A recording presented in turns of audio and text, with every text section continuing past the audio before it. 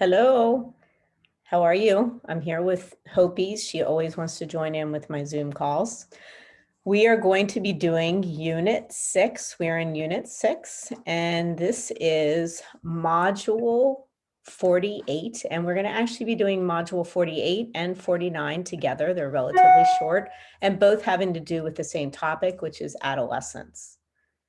All right, and this one will be physical and cognitive development. So we're going to define adolescence and look at some theories of Kohlberg, Piaget, and others.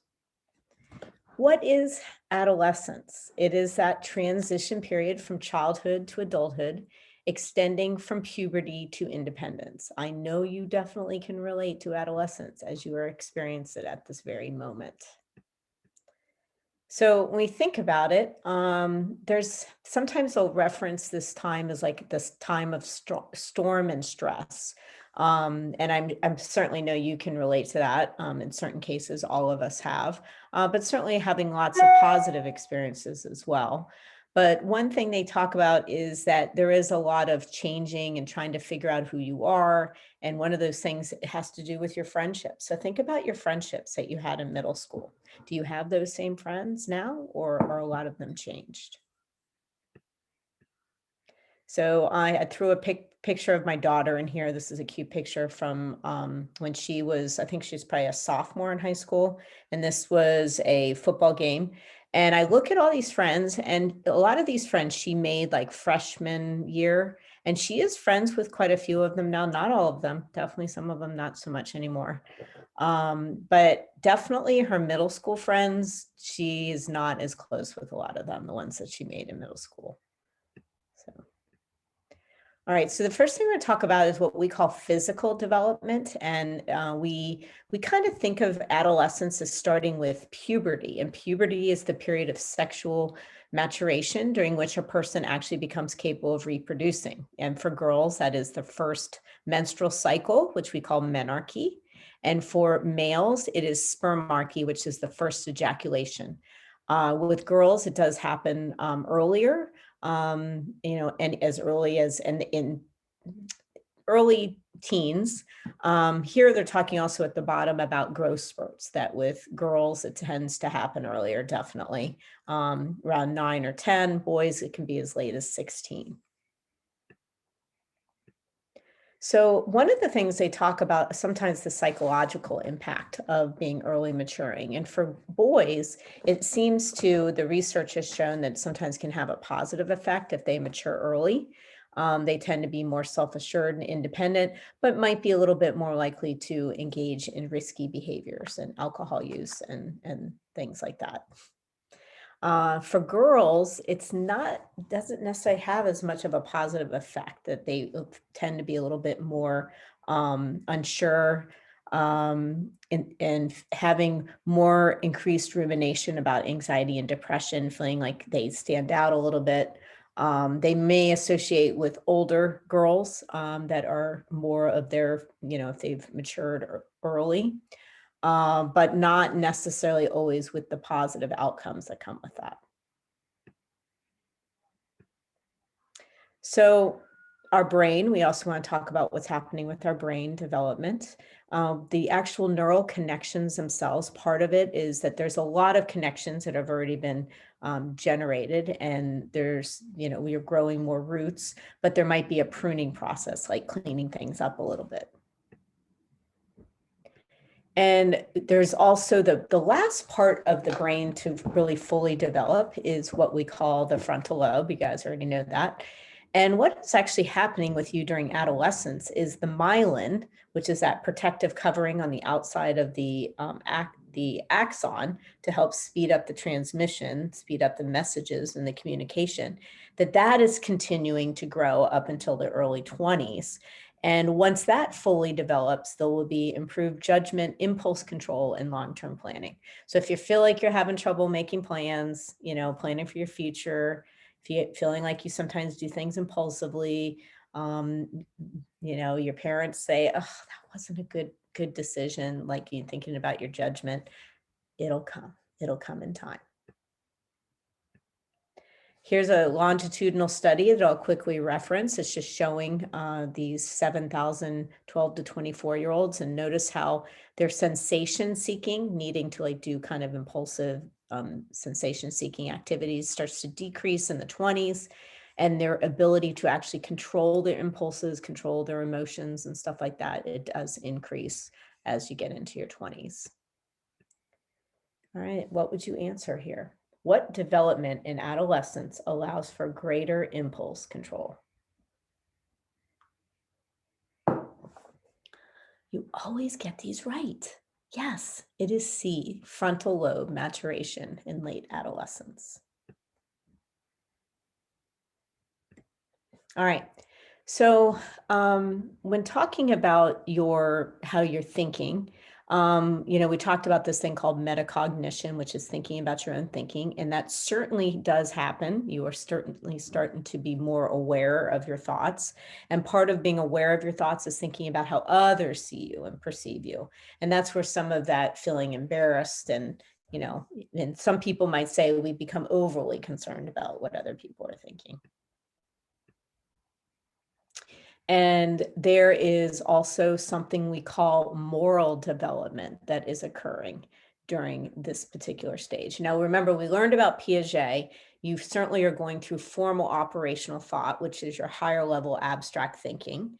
And when you have that ability to critically think at a higher level, make those judgments, you also are going to be developing your morals. And so we're going to talk a little bit about this particular theory of Kohlberg. And he would use a very famous scenario to help people understand the different stages. And he called it the Heinz dilemma. And so you would put yourself in the shoes of if you would steal medicine to save a loved one's life. So like, let's say your wife was dying and you had to steal the medicine. And he asked children, adolescents, and adult whether the action was right or wrong. But also the main thing is they might say what they would do or whether they think it's right or wrong. But the key here is why. Why did they think it was right or wrong? And that was where he developed his different theories. And he said there's 3 levels: pre-conventional, conventional, and post-conventional. We'll go through those. So, and notice here, it says here, it's important to understand that the stage you're in doesn't depend on what you decide to do. It depends on why, the why. So let's look at these stages real quick. The first one, pre-conventional.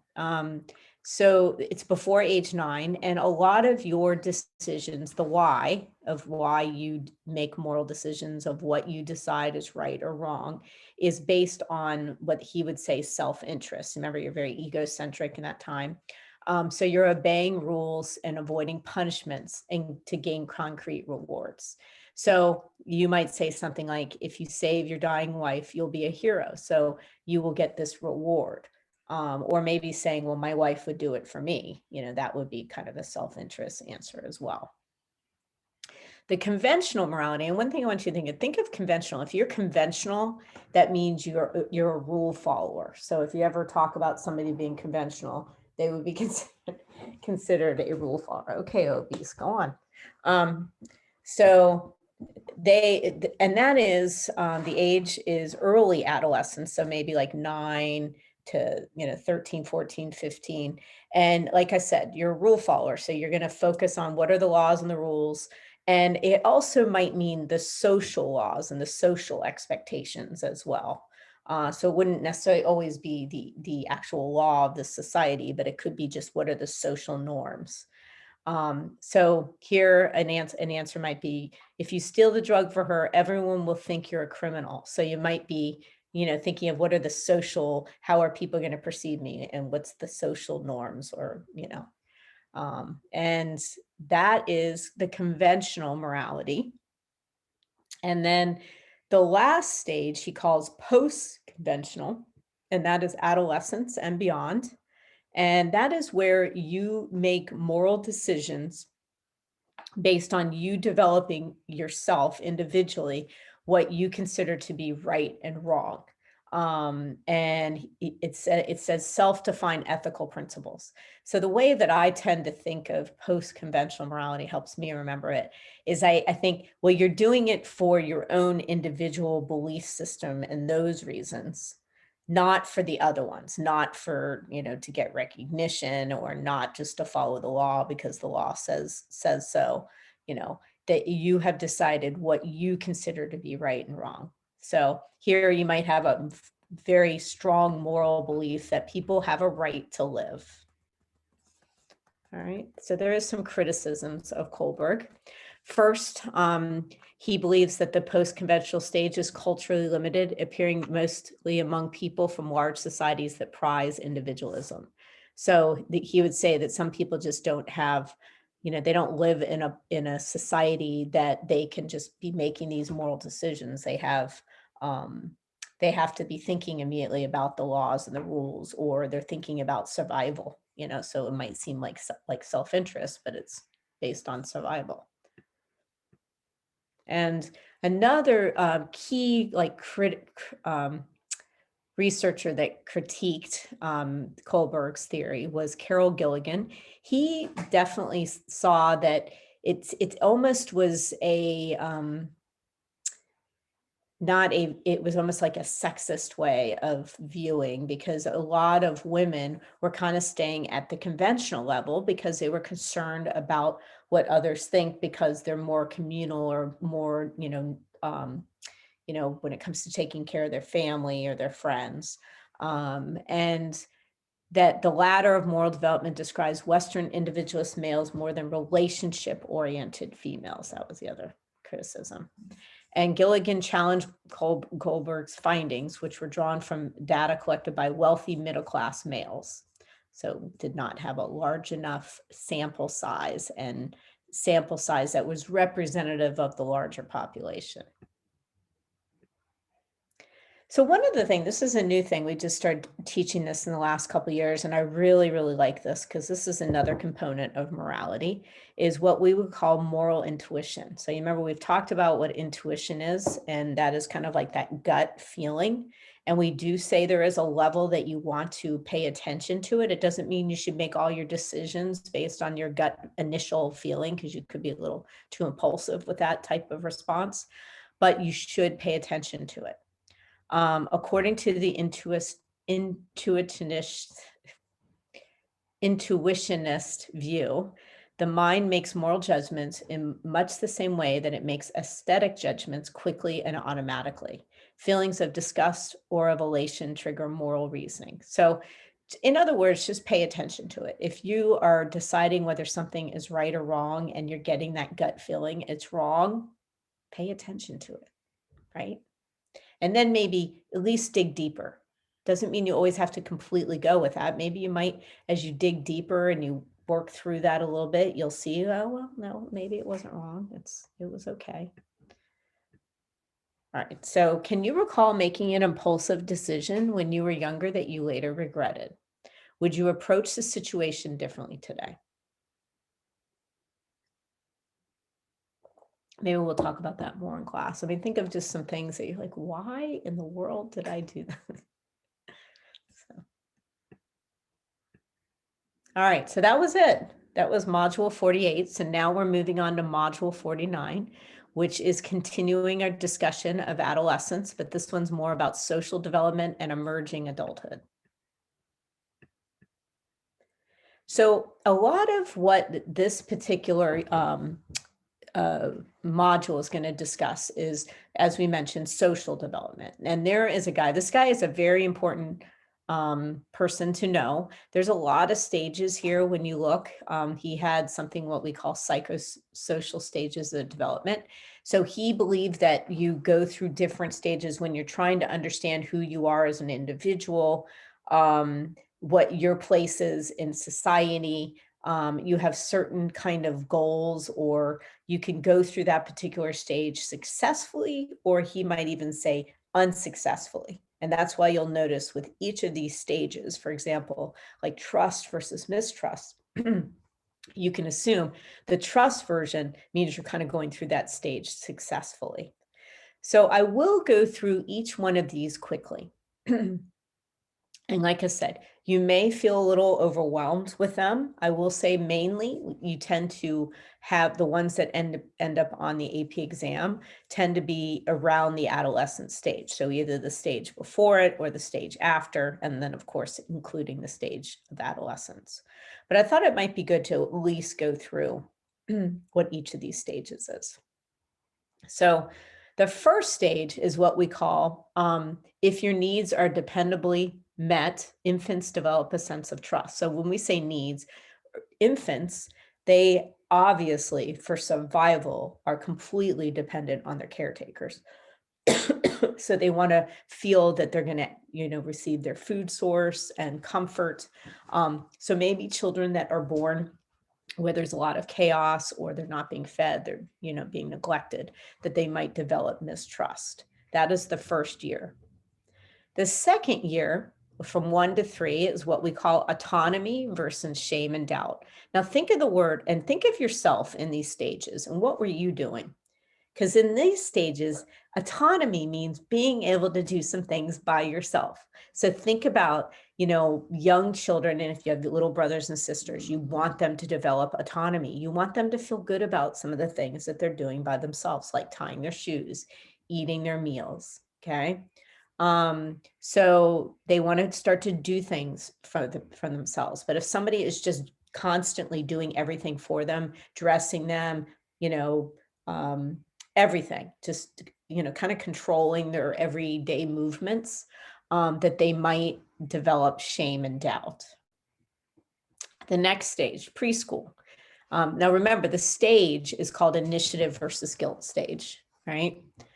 So I know it says stage here, toddler, preschool, but I would focus on the issue names because that's what you kind of have to remember.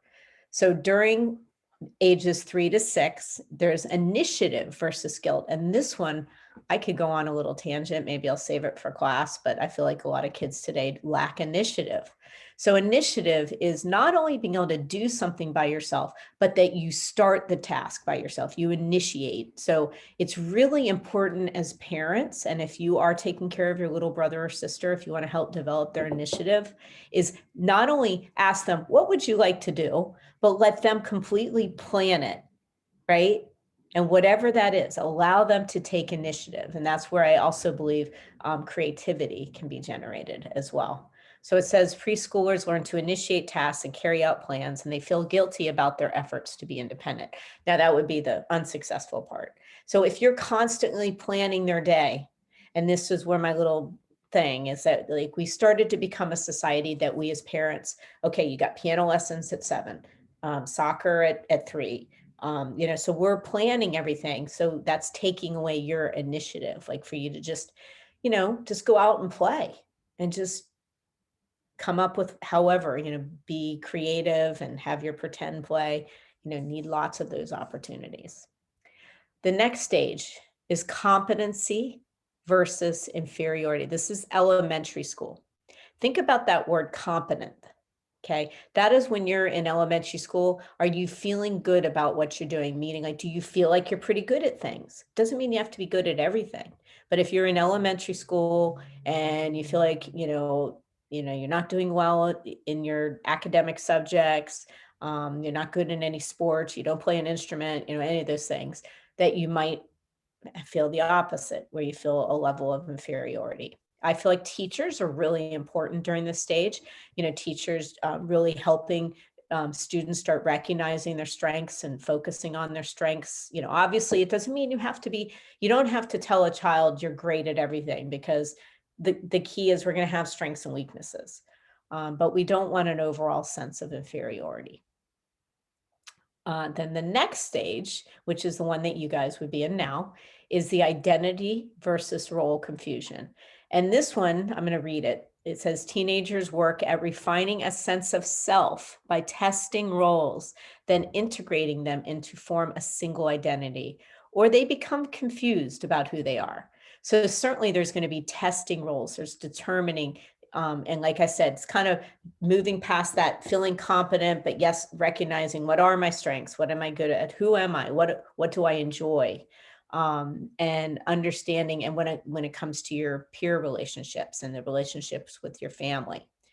Now, if you're in role confusion, that would look more like constantly putting yourself at risk, avoiding, tasks, and not really having any type of self-reflection, and or just constantly not knowing what to do and not able to make decisions. So, and all of you, I don't want you worrying. You're going to fluctuate between that identity and role confusion during the stage.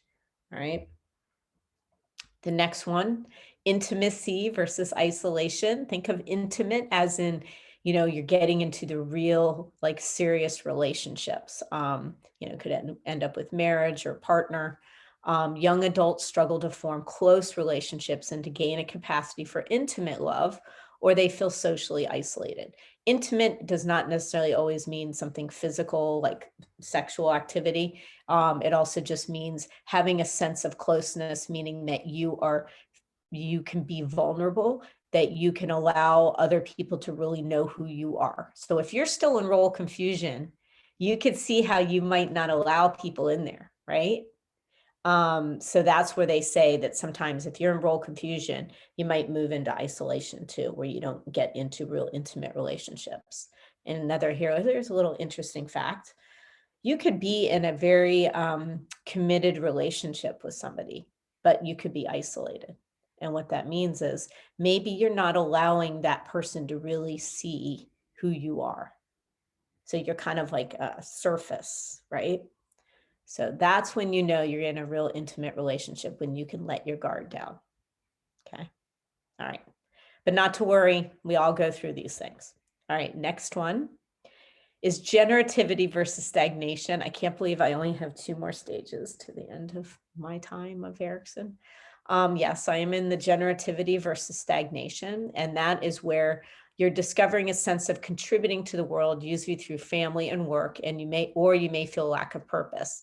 So you hear about people that have a midlife crisis, that maybe they're feeling stagnant, meaning they feel kind of like, oh my gosh, I don't really feel purposeful. I haven't really done anything that could be passed down to future generations, whether it's, having children and watching our children grow, or through our work, or we have some type of legacy through some important things that we've done for society. So you'll notice, and so they talk about the stereotypical person that might have a midlife crisis, like, for example, like a man who, like, gets, tries to be really young, or, quits his job and does something completely different, which is okay. Like, we're all making changes, and we all do want to have purpose and feel purposeful. So it's a natural thing. The last stage, and so remember, that one's middle adulthood, 40s to 60s. So the last stage is integrity versus despair, and that's the late 60s. That's when you're reflecting on your life overall, and you either are going to have a sense of integrity, like, I've had, many hardships and, lots of struggles, but many beautiful, wonderful, joyful experiences, and feeling a just general sense of integrity, like, which is feeling good and feeling honorable about your life.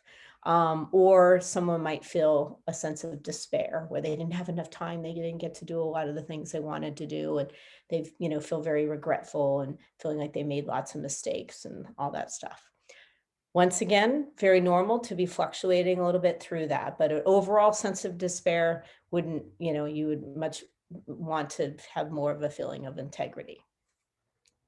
So last thing I'll say is, with those stages, that if you start to become, going through the stages and being unsuccessful, so, like, for example, if you develop mistrust, it does lead to more likely maybe developing something called shame and doubt.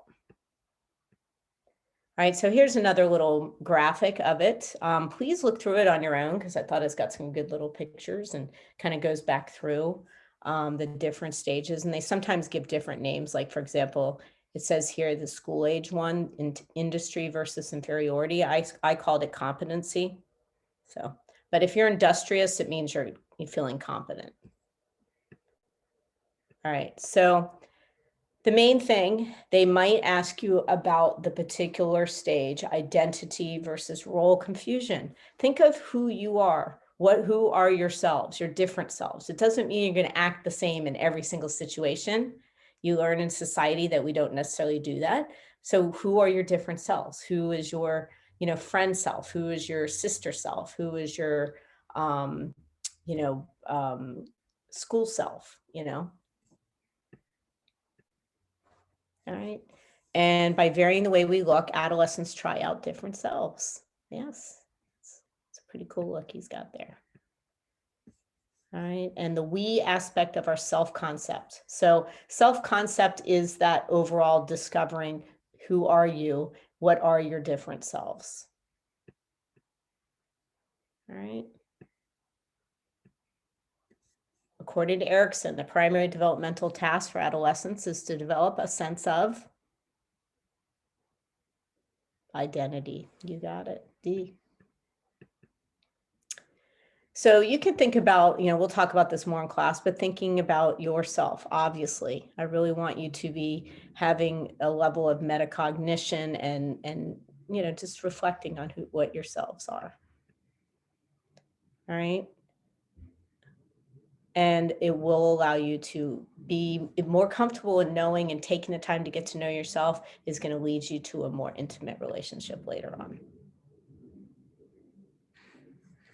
All right, those who enjoy high quality relationships with family and friends tend to also enjoy similarly high quality romantic relationships. Such relationships are, for most of us, a source of great pleasure. Yes, relationships do matter. But don't worry if you feel like you're struggling with some relationships now. Okay, we all do. And just know that it's okay. All right. And obviously your peers are very influential, and they're a big part of your life at this stage. That is just very common. And diminishing parental influence, especially in Western cultures. All right. And there is conflict with parents. Yes, it does tend to be on everyday, things, talking about house chores and homework and stuff like that. It does tend to be more with firstborn children. And it does tend to be more with mothers or fathers. So think about if that's true with you as well. All right. And that one's pretty funny, huh? Never been 48. I think I am going to start saying that, although I'm not 48. Peers do matter. They talk, dress, act more like their peers than their parents. That is certainly true, right? You're not wearing your parents' outfits, right? But parents do still matter. They do matter when it comes to shaping religious faith, thinking about college and career choices, and they tend to identify with their parents' political views. So the last thing we're going to talk about is another concept, which this is relatively new over the last, 20, 30 years, is something we call emerging adulthood. We used to always think of adolescence, and then immediately, like from 18 on, it's you're an adult. And there were certainly responsibilities that made that true. But today things have changed a little bit. So it says a period from 18 to the mid-20s when many Western cultures are no longer adolescents, but yet you haven't fully become an independent adult.